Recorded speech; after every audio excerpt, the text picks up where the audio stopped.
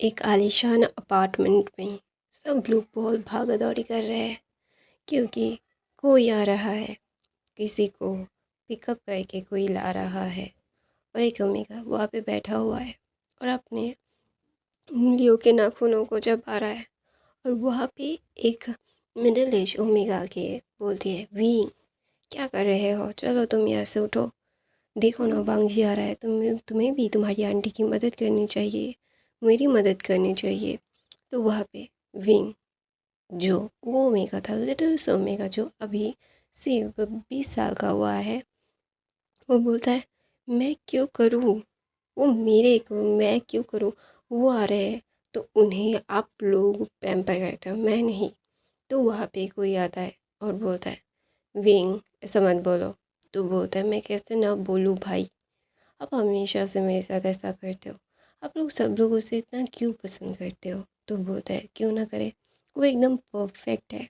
तो वहाँ पे विंग बोलता है हाँ मुझे पता है वो बहुत परफेक्ट है, वो आप लोगों के लाडले हैं, मेरी मदर के भी लाडले हैं, लेकिन मुझसे काम नहीं होता क्योंकि उन्हें मेरे कोई काम करने का तरीका पसंद नहीं है। मैं करूँ तो भी उन्हें दोबारा से वो करना ही होगा, तो इसीलिए मैं अभी क्या करूँ, वो मैं उन्हें परेशान नहीं करना चाहता, इसीलिए मैं कुछ नहीं कर रहा। देखो ना मम्मा मुझे मतलब बिना बात के डांट रही है। तो ना वहाँ पे विंग ना भांजी की मतलब विंग अपनी मदर की तरफ देख रहा है। तो वहाँ पे उसका भाई जियंगशन अपनी मदर की तरफ देख के बोलता है वो सही तो बोल रहा है, वो वांगजी के मुताबिक कुछ भी नहीं कर पाता है मदर, तो आप क्यों उसे ऐसे परेशान कर रहे हो, फिर से वांगजी को फिर से वो काम करना पड़ेगा। तो इसीलिए इसीलिए तो विंग ने ही ऐसा नहीं किया। विंग ने तो सही मतलब अच्छा करने की चाहिए और आप उसे ही डांट रहे हो। तो वहाँ पे मैडम जैन आती है, वांगजी की मदर, और बोलती है हे तुम मेरे लिटिल से बनी को डांटना मत, मेरा बेटा एक नंबर का गधा है गधा, उसे विंग की कोई भी काम की हुई चीज़ पसंद नहीं आती, वो कितनी परफेक्टली करता है मेरा लिटिल सा बेबी, लेकिन फिर भी उसे पसंद नहीं आता, फिर वो दोबारा करता है, फिर तुम उसे दोबारा से डांटती हो, तो इसीलिए अच्छा है मेरा बच्चा ना ही करे। ऐसा बोल के वो विंग के फोrehead पे कस करती है। तो ना वहाँ पे विंग बहुत है, मुझे पता है बांग्जी का बिल्कुल भी नहीं चाहते कि मैं उनकी चीज़ों को हाथ लगाऊं, इसलिए तो मैं उनकी चीज़ों को कोई मतलब हाथ नहीं लगाता, लेकिन मदर मदर फिर भी मुझे डांटती है। ऐसा बोल के विंग ना पपियाज दिखाता है, उसे समझ नहीं आता कि अभी वो कैसे ये सारी चीज़ें उसे बोले। तो वहाँ पे ना मतलब मैडम यू बहुत गुस्सा हो गई थी क्योंकि वो अभी विंग को कुछ कह नहीं सकती, क्योंकि अच्छा विंग ने जो भी बोला है वो राइट है, फिर भी वो विंग को चाहती है कि विंग वांगजी की कोई काम करे, कुछ करे, उसे हेल्प करे, विंग वांगजी के जो इस्तकबाल में जो आने की खुशी में जो चीज़ें कर रहे हैं उसमें भी पार्ट ले, ऐसे बैठा ना रहे। तो वहाँ पे मैडम लैन बोलती है तुम्हें भी काम करने की ज़रूरत नहीं है, मुझे भी काम करने की ज़रूरत नहीं है, और यानली तुम्हें भी काम करने की ज़रूरत नहीं है, चलो हम लोग बैठते हैं, सारे सर्वेंट्स कर लेंगे, मैंने सारी चीज़ें समझा दी है, हो जाएगा। तो वहाँ पे विंग बोलता है थैंक यू, थैंक यू। मैं बहुत ज़्यादा ही परेशान हो गया था, माँ मुझे ऐसे देख रही थी कि मैंने कोई गुनाह कर दिया है और उस गुनाह की कोई माफ़ी नहीं है, ऐसा फ़ील दे रही थी मम्मा। तो बोलता है मैडम ये बोलती है तुम वे ही के लायक हो, तुमने क्या किया है तुम्हें नहीं पता। तो वहाँ पे विंग ना मुँह फुला के बोलता है मदर आप मेरे साथ ऐसा क्यों करती हो, मैंने क्या किया है, हमेशा आप ये मौका ढूंढती रहती हो मुझे डांटने का, मैं कुछ करूँ तो भी गलत, ना करूँ तो भी गलत, मैं करूँ तो करूँ क्या, आपके हिसाब से मैं कभी राइट नहीं हो सकता। ऐसा बोल के विंग वहाँ से उठ के चला जाता है। और यहाँ पे यानली जो शिचैन की वाइफ है वो बोलती है मदर आप हमेशा से उसे डांटती है, क्यों डांटती है, वो आपको पता है ना कि वो सारी चीज़ें जैसे करता है वांगजी को वैसे पसंद नहीं है, वांगजी वैसे भी वो चीज़ें करेक्ट करेगा।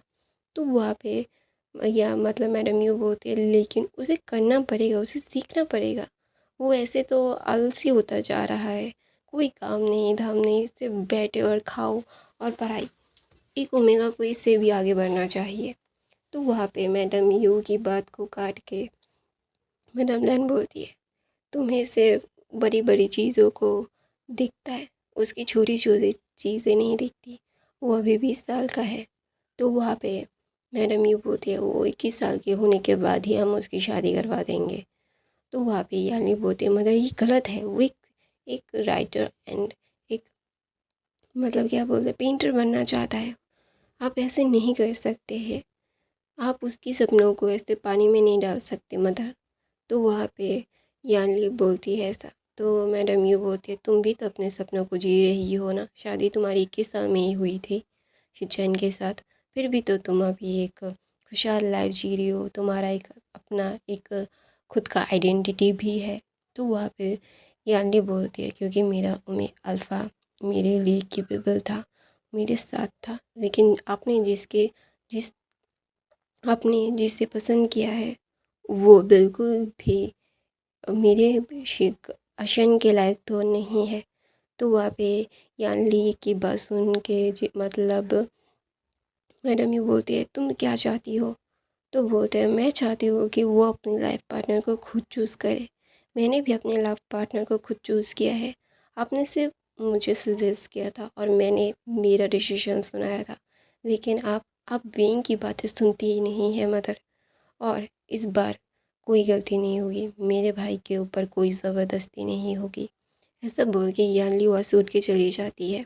ऐसा उठ के जाने के बाद ना यानली बहुत ही ज़्यादा ही गुस्सा थी अपनी मदर से, क्योंकि वो हमेशा से विंग को अपने कंट्रोल में रखना चाहती थी, क्योंकि विंग ऐसा लगता था कि विंग उनकी प्रॉपर्टी है, एक थिंग है, वो जैसे चाहे विंग को वैसे कर सकती है, एक बच्चे की तरह कभी उसे ट्रीट नहीं किया मैडम यू ने, ऐसा यानले को लगता है।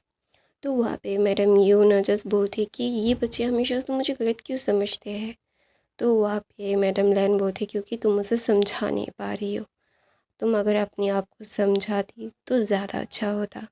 तो वहाँ पे विंग ना जब ये सारी चीज़ों से बाहर आके अपने घर वो लैन फैमिली उस अपार्टमेंट के ऊपर वाले फ्लोर में रहते थे, नीचे वाले फ्लोर में जियांग फैमिली।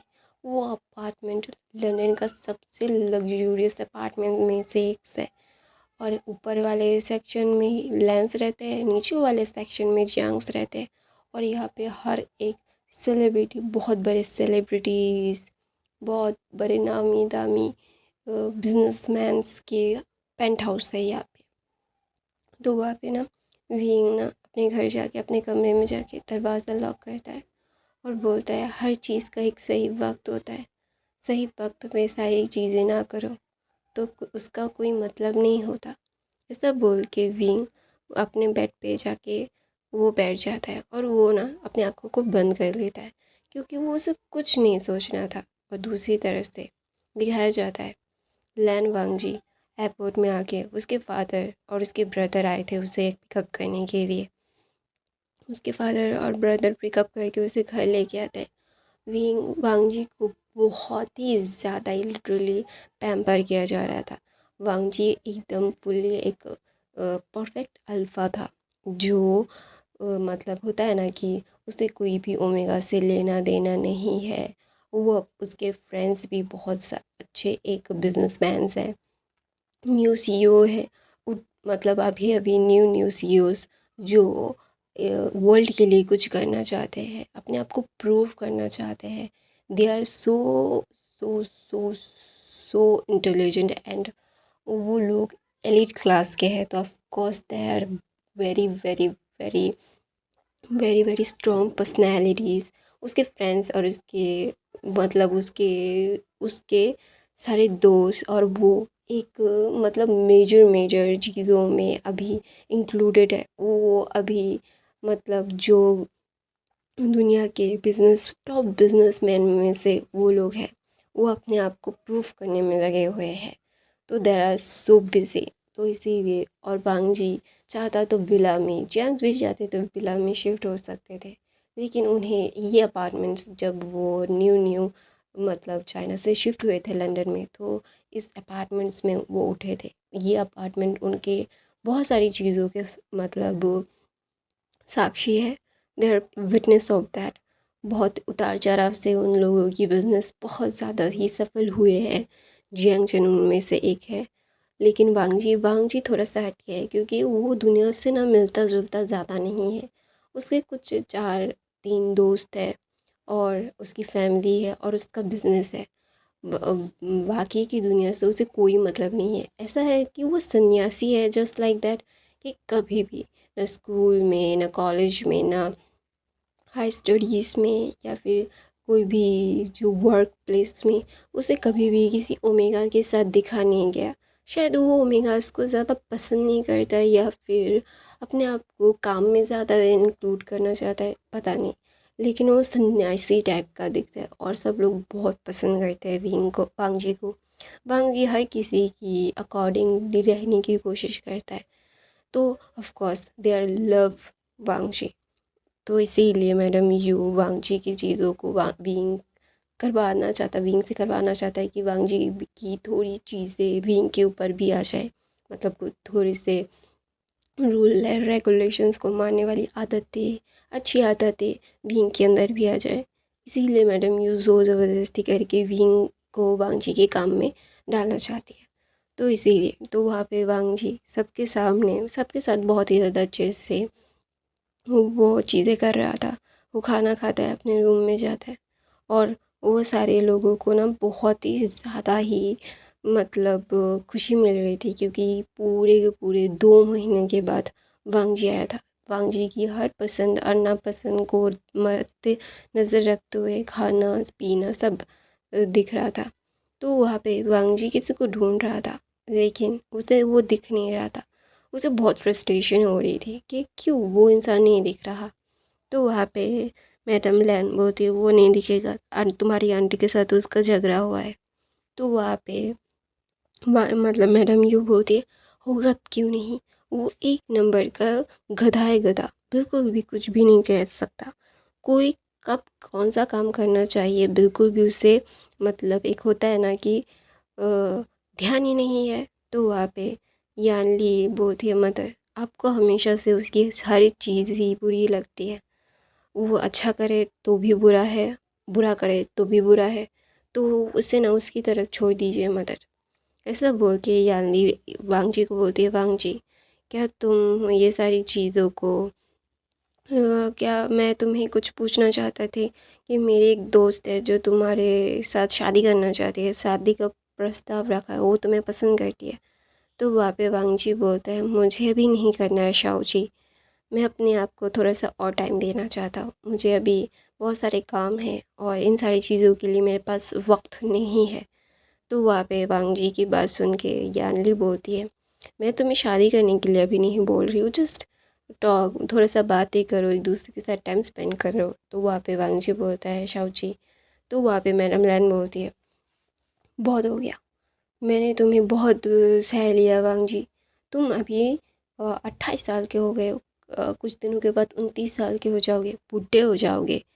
अभी अभी तुम ये सारी चीज़ें नहीं करोगे तो कब करोगे। तुम्हें अभी अपनी फैमिली की भी मतलब फैमिली बनाने की भी ट्राई करना चाहिए। तो वहाँ पे वांग जी बोलता है लेकिन मदर आई मैं भी नहीं चाहता हूँ। तो वहाँ पे मैडम यू बोलती है बीबी मैं तुम्हें वो ज़बरदस्ती नहीं कर रहे हैं, जस्ट थोड़ा सा मिल लो देख लो। तो वहाँ पे वांग जी कुछ भी नहीं कहता और बोलता है मुझे अभी नहीं मिल रहा है, अभी मुझे बहुत सारे असाइनमेंट्स है, सारे काम है, मुझे करने पड़ेंगे, मैं ऐसे ही सारी चीज़ों को नहीं कर सकता। तो वहाँ पे मतलब जियांगचन न बोलता है मदर अभी वो अपने काम में बिज़ी है, अभी तो उसको छोड़िए, अभी कुछ दिनों के बाद बात करते हैं। तो वहाँ पे जियांग्स और लेंस का एक कोलैबोरेशन होने वाला है और जियांगचन भी बहुत बिज़ी चल रहा है। तो मैडम ये समझ पा रही है कि काम का बहुत बर्डन है, वो लोग अभी ये सारी चीज़ों के बारे में सोचने का टाइम नहीं है उनके पास। अभी वो सरकार के साथ मिलके बहुत सारे प्रोजेक्ट्स भी बना रहे हैं। तो अभी ये सारी चीज़ें बोल के अभी मतलब मुश्किल नहीं बनाते, अभी के लिए कुछ दिनों के लिए पोस्टपोन कर देते हैं। तो वहाँ पे विंग ना वांग जी विंग के बारे में सोच रहा था और वो ना कुछ मतलब वो कुछ बोल नहीं पा रहा था। वो जानता है कि विंग उसके लिए मतलब बहुत गुस्सा होगा उसके ऊपर, तो वहाँ पे विंग ना कुछ भी नहीं, मतलब 2 दिन तक वांग जी विंग को ढूंढता रहता है, लेकिन वांग जी को विंग का कोई अता पता ही नहीं है। तो वहाँ पे वांग जी मतलब 2 दिन के बाद जियांग हाउस में, मतलब जियांग के घर में जाके उनको डिनर करना था। तो वांग जी सब लोग डिनर कर रहे थे, वहाँ पे विंग भी था। तो विंग ना जियांग मतलब वलैंजन से कुछ भी ना आई कांटेक्ट करता है ना कुछ करता है, और वो सिर्फ खाना खाता है और उठ के वहाँ से जा रहा था। वो वांग जी नोटिस कर रहा था विंग का चेहरा पील हो गया है, वो क्या बीमार है, वांग जी अपने मन में बोलता है। तो वहाँ पे ना विंग ना जब अपने कमरे में जाता है, दरवाज़ा लॉक करता है, सब लोग अपने खाना खा के बातचीत करके अपने अपने घर चले गए थे, अपने अपने घर में। तो वहाँ पे वांग जी अपनी बालकनी से नीचे उतर के विंग की बालकनी में आता है, और वांग जी जब विंग का बालकनी का दरवाज़ा खोलने की कोशिश करता है, वो देखता है कि विंग के बालकनी का दरवाज़ा बंद है, और वांग जी ये जानता था। तो वहाँ पे वो क्या करता है, एक स्पेयर की लेता है, उसको खोलता है और उसके अंदर आता है और देखता है कि विंग वहाँ पे बैठ के कुछ कर रहा था। तो वहाँ पे अचानक से जाके वांग जी विंग को बैक हक कर लेता है, और विंग बहुत ही ज़्यादा फ्लिंच हो जाता है, उसे डर, मतलब वो डर गया था। ऑफकोर्स वो डर जाएगा, ऐसे कोई भी पीछे से आके उसे हक करेगा तो ऑफकोर्स स्कैरी तो है ही। जब विंग वो सैन इनहेल करता है तब वो शांत होता है, और वो अपने आप को ज़ोर ज़बरदस्ती चुरा के बोलता है, लैन वांग जी तुम यहाँ पे क्या कर रहे हो। परफेक्ट लैन वांग जी को इनपरफेक्ट बी वुशियान के कमरे में नहीं आना चाहिए। तो वहाँ पे वांग जी विंग का चेहरा पकड़ता है और बोलता है, आई एम सॉरी बाबे, मुझे माफ़ कर दो। तो वहाँ पे विंग बोलता है, तुम्हें माफ़ करने का हक मेरे पास नहीं है लैन वांग जी। तो वहाँ पे विंग ऐसा बोलता है और वांग जी किससे दूर होता है। तो वांग जी बोलता है, मुझे पता है तुम बहुत गुस्सा हो और तुम्हारा गुस्सा होना जायज़ है विंग, लेकिन मुझे तुम्हें एक्सप्लेन करने का मौका तो दो थोड़ा सा। तो वहाँ पे विंग बोलता है, "हम्म, क्या एक्सप्लेन करना चाहते हो। मुझे कोई एक्सप्लेनेशन नहीं चाहिए, क्योंकि मुझे कोई फ़र्क नहीं पड़ता है लन वांग जी, तुम्हें जो करना है तुम वो करो। मैं गलत था उसके लिए आई एम सो सॉरी, मैंने तुम्हें बहुत बॉदर किया है, और मैं दोबारा से तुम्हें कोई भी मेरी तरफ से बॉदर नहीं होगा। तो वहाँ पे वांग जी विंग के पास आने की कोशिश करता है, और विंग थोड़ा सा दूर चला जाता है और बोलता है, प्लीज़ रात हो गई है, एक ओमेगा के कमरे में तुम्हें नहीं होना चाहिए, तुम क्लीन हो, एक मतलब एक बहुत अच्छे मॉन्क हो, जिसे दुनिया में एक फ्रेश, एकदम फ्रेश हो तुम, तुम्हारे चरित्र में, तुम्हारे किरदार में कोई दाग नहीं है, और मैं नहीं चाहता कि तुम्हारे किरदार में कोई दाग हो। तो वहाँ पे विंग ना ऐसा बोलता है और वांग जी की तरफ देख के बोलता है, वांग जी प्लीज़ आप जाइए यहाँ से, मुझे आपसे कोई बात नहीं करनी, I really don't want to talk to you right now, please go. अभी इन सारी चीज़ों को समेटने में मुझे थोड़ा सा वक्त है, और आई प्रॉमिस यू मेरे मेस में तुम्हें कभी भी इंक्लूड नहीं करूँगा। ऐसा बोल के विंग वांग जी को बालकनी में धक्का दे देता है और बोलता है, I am sorry mister Wang ji, मैं तुम्हें कभी बॉदर नहीं करूँगा। तो वांग जी ने एकदम फ्रीज हो गया था, विंग की बातें वो समझ नहीं पा रहा था कि अचानक से विंग को हुआ क्या है, विंग ऐसे क्यों बिहेव कर रहा है। हाँ उससे गलती हो गई है, वो माफ़ी मांग रहा है, वो विंग की हर एक सज़ा को भुगतेगा, लेकिन विंग विंग ऐसे उसे एक बात बोलने का मौका तक नहीं दे रहा है, ये तो गलत बात है। तो वहाँ पे विंग ना वांग जी के जाने तक वहाँ पे अपने बेड पे बैठ जाता है और कुछ कह रहा था, वो बड़बड़ा रहा था और बोल रहा था, सारी चीज़ें हैं या नहीं है, क्या समझूं, क्या कहूँ, मुझे नहीं पता, मुझे इन सारी चीज़ों से कोई फ़र्क नहीं पड़ता अभी, क्योंकि सारे लोग मुझे बेदाग, मुझे कैरेक्टरलेस समझते हैं, मुझे कोई फ़र्क नहीं पड़ता मेरे कैरेक्टर को कैसे एसेसिनेट करना है, लोगों को बहुत अच्छे से पता है।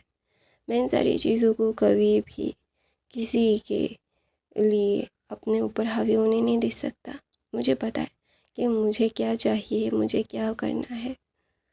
तुमसे दूर रहना है लानवांग जी। तुम्हें दोबारा से कभी मेरे लिए बॉदर नहीं होगा, ये मैं प्रॉमिस करता हूँ। लानवांग जी, मुझे पता है कि मैंने बहुत सारी चीज़ें तुम्हें परेशान करने के लिए की है, उसके लिए आई एम सॉरी, बट दोबारा से ऐसा नहीं होगा, कभी भी नहीं होगा। ऐसा बोल के विंग वो ना अपने आप को ब्लैंकेट से कवर हो कर लेता है और वांग जी अपने कमरे में जाके वो समझ नहीं पा रहा था कि अभी वो विंग को मनाए कैसे।